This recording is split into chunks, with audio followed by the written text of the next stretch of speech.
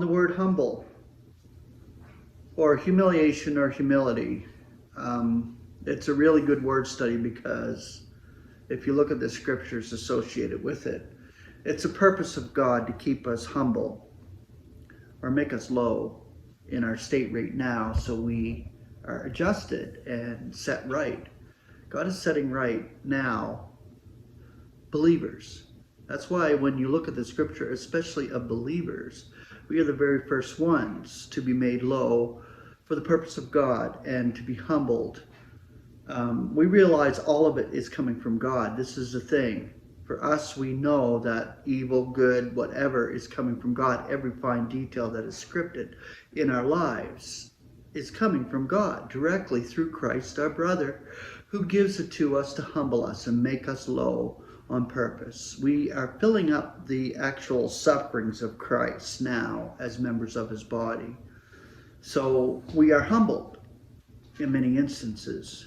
And this is purposeful from God's perspective. So the word humble, or humility or humiliation, the Greek is tapiano, or tapianosis. The English elements is simply make low.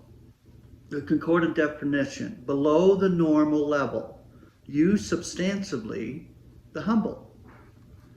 Concordant scripture references, now I broke it down in categories from humble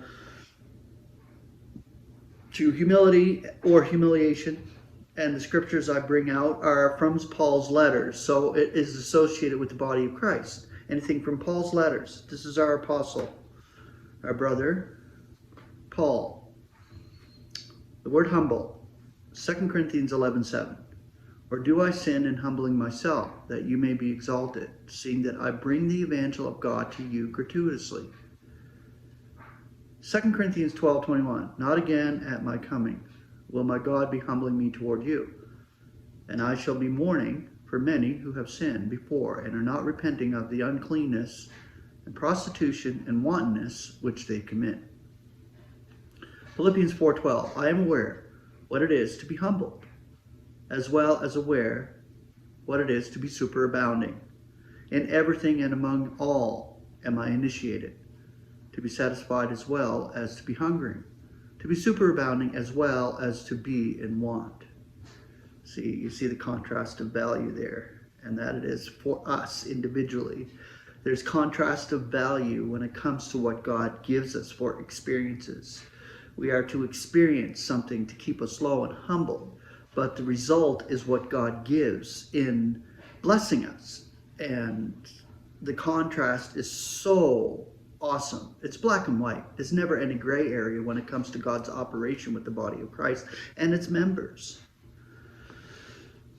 Philippians 2:8, and being found fashioned in as a human, he humbles himself, becoming obedient unto death, even the death of the cross. This is Christ our Lord.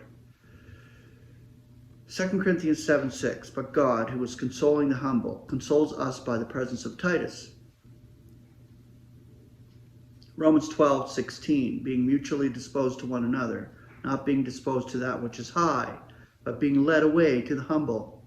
Do not come to pass for prudent with yourselves.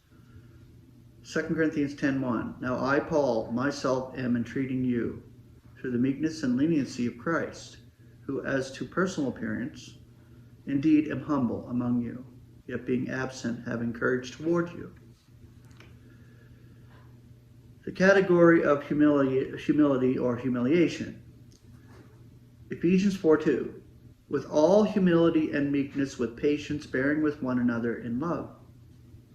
Philippians 2:3, nothing according with faction, nor yet according with vainglory, but with humility, deeming one another superior to oneself. Colossians 2:18, let no one be arbitrating against you, who wants in humility and the ritual of messengers to parade what he has seen, feignedly puffed up by his fleshly mind.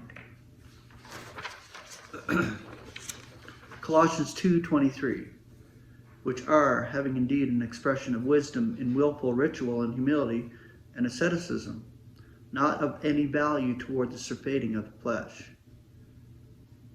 Colossians 3:12. Put on then as God's chosen ones, holy and beloved, pitiful compassions, kindness, humility, meekness, and patience. And the last one, Philippians 3:21, who will transfigure the body of our humiliation to conform it to the body of his glory, in accord with the operation which enables him even to subject all to himself.